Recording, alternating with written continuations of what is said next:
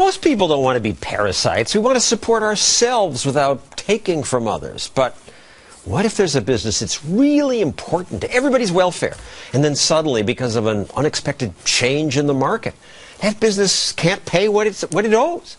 And if it doesn't pay, other people will go broke, innocent people, and there'll be a great domino effect. Business after business might collapse, and it'll lead to tremendous suffering, maybe another Great Depression. That was the fears 6 years ago when politicians gave hundreds of billions of your dollars to America's biggest banks. The government's top economic experts warn that without immediate action by Congress, America could slip into a financial panic. A panic? Can't have that. But wait a second. Aren't those banks parasites? Why do they deserve your money? They made stupid, risky investments. They believed housing prices could only go up. And when the housing bubble burst, they should have just been allowed to fail. They would have lost their own money, not yours. That's what I say, though few people agree with me on that. But one who does is hedge fund manager Peter Schiff.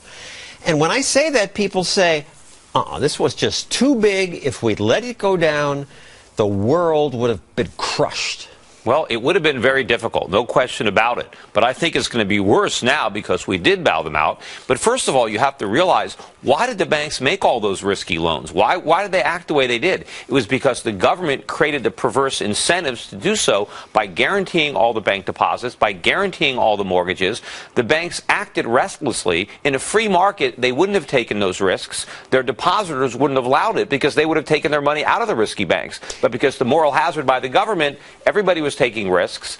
But government created a parasite economy. They funded Fannie and Freddie and said, loan to everybody, low down payments. Yeah, if the free market was allocating mortgage credit, you wouldn't have this reckless kind of behavior. It was the government guarantee that corrupted everything and led to the financial crisis. But the housing people all lobby the government. Oh, you have to support housing. They're parasites, well, right? Of course, every business is going to go to government with their hat in hand looking for a subsidy. That's why we have to limit the power of government to provide those subsidies.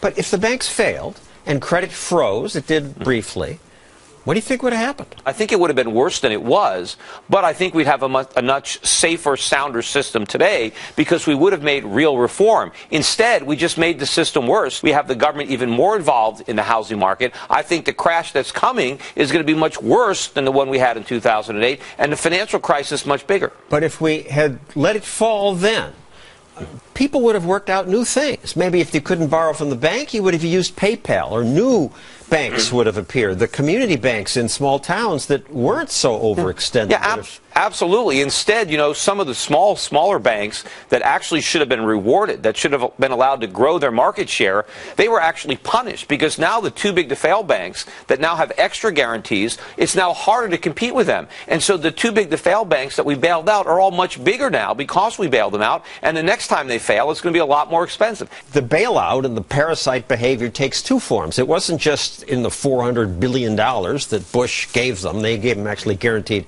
$700 and they only took $400. But the Fed basically printed $4 trillion. Right. A dozen men got together, I guess it's a woman and a dozen old people got together and said, we'll have $4 trillion sloshing around the economy. Well, it didn't slosh around the economy. It sloshed around Wall Street. We're not producing more stuff. We're just borrowing and consuming. And we have people who are getting wealthy on paper. But a lot of this paper wealth is going to evaporate when this gigantic bubble bursts. And to push back, it hasn't burst yet. You predicted great inflation several years ago. Hasn't happened. We're going to have it. Sometimes you see things early. I was warning about the housing bubble for years before it burst, and I think I'm early when it comes to inflation. But I think the rate of increase is going to accelerate at some point when we eventually have a dollar crisis. And it's going to be much, much worse than what it would have been had we taken our medicine in 2008 and learned from our mistakes instead of repeating them and then actually reformed. And much of this money that the Fed created comes from something called quantitative easing. Few people understand what this means. I like how this cartoon deals with that. Did you hear about the Fed? No. What about the Fed? They announced another round of the quantitative easing. What does that mean? It means they are going to make large asset purchases via PAMO. What does that mean? It means they are going to expand their balance sheet and buy treasuries. What does that mean? It means they are going to print a ton of money. This is what banana republics do. There has never been a country that has gone down this road where it didn't end in disaster. And I don't think we're going to be the exception to that rule. On that cheerful note, thank you, Peter Schiff.